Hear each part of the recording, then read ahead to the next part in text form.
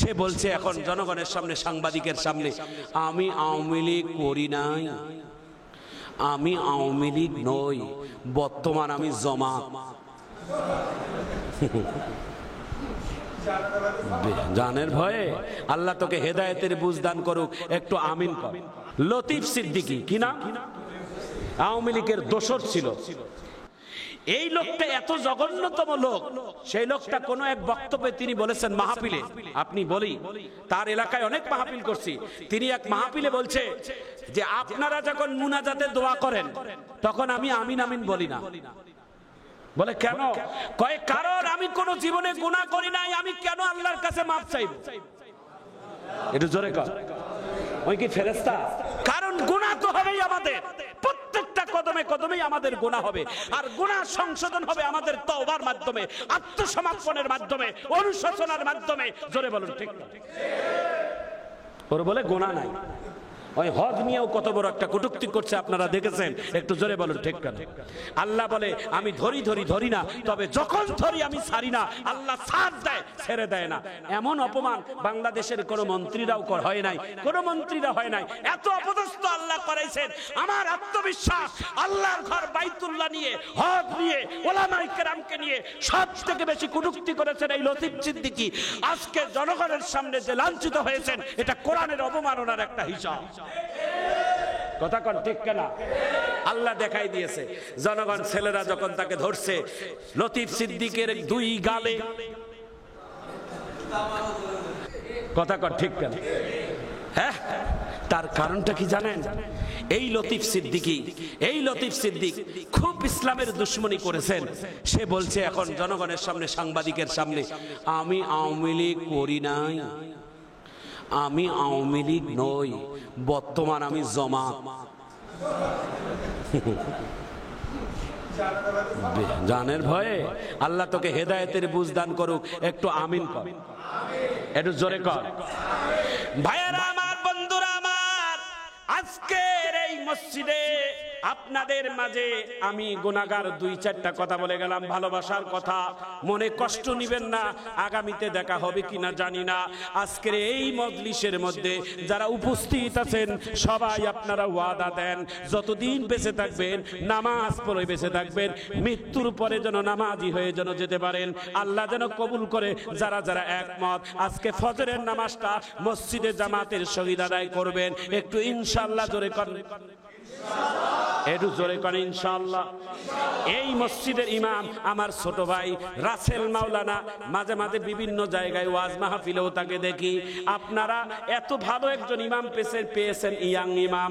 আমি দোয়া করি আল্লাহ যেন তাকে বড় আলোচক হিসেবে, বক্তা হিসেবে হক্কানি আলেমদের কাতারে যেন দাঁড় করায়। আমি ইমাম সাহেবকে বলে দেব, যেই বাড়ির লোক ফজরের নামাজ আর ইশার নামাজ পড়বে না, ওই বাড়ির কোন লোক যদি মারা যায় তার জানাজা নামাজ ইমাম সাহেব পড়াবে না। কি ওই নামাজ পড়ে নাই, ওর জানাজা নামাজ কি দরকার? ওর জানাজা নামাজ ছাড়াই জানাজা কবরে যাক। কথা কোন ঠিক কিনা? এই আইনটা যখন রাষ্ট্রীয়, এই আইনটা যখন সামাজিক ভাবে হবে, ওই ঠেলার চোদনেও নামাজে আসবে। কথা কোন ঠিক কিনা? জোরে কোন ঠিক কিনা? আশা করেন, আল্লাহর কাছে দোয়া করেন, আল্লাহ যদি ইসলাম কায়েম করে তাহলে ইমাম সাহেব লাগবে না। মেনসুস টিপবে এক বাংলাদেশের সংসদে, উঠে যায় একটা টিপবে, এক টিপে গোটা বাংলাদেশের বাতি জ্বলবে। সুবহানাল্লাহ, জোরে কর, একটু জোরে কর। মেনসুস কোথায়? ঢাকা। কোন জায়গা? সংসদ। মারহাবা কর। সংসদের মধ্যে মেনসুস টিপবে কে? মাননীয় স্পিকার। এগুলো বলা লাগবে না। মাননীয় স্পিকার, এদেশের মধ্যে বাস্তবায়ন করবেন 5 ওয়াক্ত নামাজ। যাদের উপর ফরজ হয়েছে ওরা যদি নামাজ না পড়ে, কমপক্ষে 4 জন 500 টাকা জরিমানা আর 1 দিনের জেল। উযু ছাড়া নামাজ আদায় করে। কথা কন ঠিক কথা? উযু করার দরকার নাই, আগে নামাজ। কারণ মুই 500 টাকা দিবার পারিবি না। কথা কন ঠিক কথা? ঠেলার নাম বাবাজি। একটু জোরে কর, মারহাবা। এই যে ইফটিজিং যখন শুরু হলো বাংলাদেশত, তখন এটা লালমনিরহাটে একটা ঘটনা ঘটছিল। ইফটিজিং করছে এক বাহিরের ছেলে, আর মেয়েটাকে একে সরাসরি পুলিশের হাতে ধরছে। যখন পুলিশ এসে তাকে হ্যান্ডকাফ পরাবে, এই ছেলেটা কিছুদিন আগে ওয়াজ শুনছে যে নামাজ পড়লে নাকি সব বিপদ দূর হয়ে যায়, ওই জন্য উজু ছাড়া চৌরাস্তাত আল্লাহু আকবার, চৌরাস্তাত আল্লাহু আকবার। পুলিশেরা কয় যে যদিও অমানুষ হই না কেন, নামাজি অবস্থায় কোনো আসামিকে অ্যারেস্ট করা যাবে না, এর নামাজটা শেষ হোক, তারপরে এই বেটার হাতে হ্যান্ডকাফ লাগাবো। এই নামাজ পরে যেমন তেমন পুলিশের কথাগুলো শোনে, এ মনে মনে চিন্তা করে আল্লাহ আজকে যদি কিয়ামত হয় তাও হোক, তাও আমি নামাজ ছাড়বো না, কারণ নামাজ শেষ করলেই জেলখানা, আর নামাজ না পড়লে চৌরাস্তা, এডে থাকি ওডে যাব না। মারহাবা কর।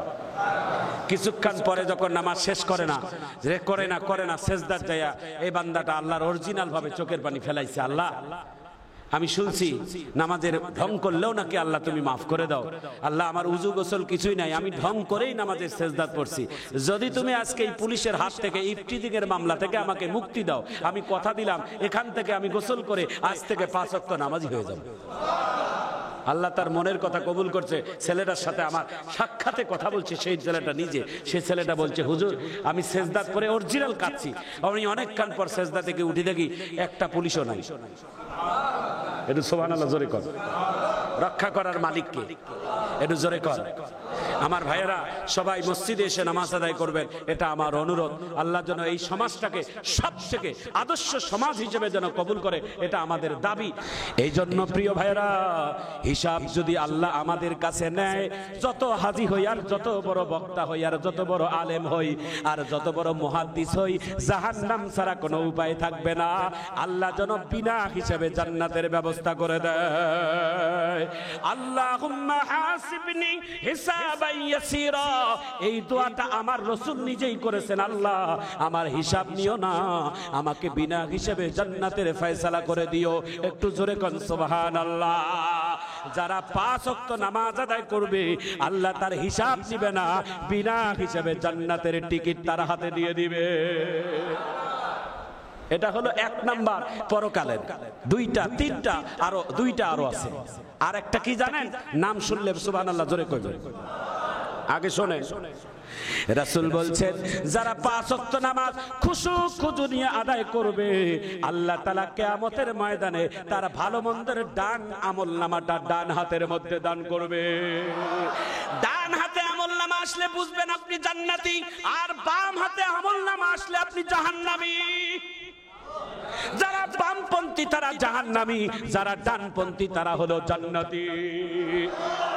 আপনাদের বিরলের কৃতি সন্তান জীবন চৌধুরী, কি নাম? একটু জোরে বলেন। এ ভাই কথাটা বলে দেই, আমার দিকে তাকান। বাংলা এই যে দিনাজপুরের জীবন চৌধুরী, সবাই বলেন তো আমাদের হুজুরদের সাথে তার কি এমন দুশ্মনী আছে, আর আমাদের কোন ঠাকা পড়ছে তার পিছনে লাগা? ওর কি বাপ দাদার সাথে জমি জমার সম্পর্ক আমাদের? কথা কর। এই স্বার্থটা আমাদের ইমানের, এই লড়াইটা আমাদের লড়াই হচ্ছে অন্যায়ের বিরুদ্ধে। আমাদের অন্যায় সে করে, সে অপরাধ করে, আমরা চেষ্টা করেছি তাকে সহজ পথে দেখানোর জন্য। আমরা দাওয়াত দিয়েছি, আমরা দলে দলে উলামায়ে কেরামদেরকে নিয়ে তাকে বোঝার চেষ্টা করেছি। সে যখন গোমরাহ হয়ে গেছে, সে যখন বুঝেই না, সে যখন লাইনে ওঠে না, সে যখন আমাদের কথা শুনতেই চায় না, ইসলামের দৃষ্টিকোণ কথা হলো, একটা বাংলায় কথা আছে, আঙ্গুল সোজা করে যদি ঘি না ওঠে তাহলে বাঁকা করে আঙ্গুল ঘি উঠাইতে হবে। কথা কর ঠিক কিনা? জীবন চৌধুরী আপনারা জানেন, জীবন মহল। আচ্ছা বলেন তো, আমাদের দিনাজপুরের আলেম ওলামারা, আরো তো অনেক পার্ক, অনেক মহল আছে, দাদুবাড়ি আছে, আপনার রামসাগর আছে, তারপরে আমাদের স্বপ্নপুরী আছে, আরো অনেকগুলো মহল আছে। আমরা কি ওখানে গেছি? আপনি পার্ক বানাইছেন, বিনোদন বানাইছেন, করেন আপনার ব্যবসা, রমরমা করেন, আমাদের কোনো বাধা নাই। কিন্তু রমরমা পার্কের মধ্যে বসে আপনি নারীদেরকে নিয়ে আপনি অসামাজিক কার্যকলাপ করবেন, আপনি ভণ্ড পীর সেজে মানুষের ঈমান নষ্ট করবেন, আদেশের উলামায়ে কেরামরা আপনাকে দেখে সহ্য করবে? আমিন কর।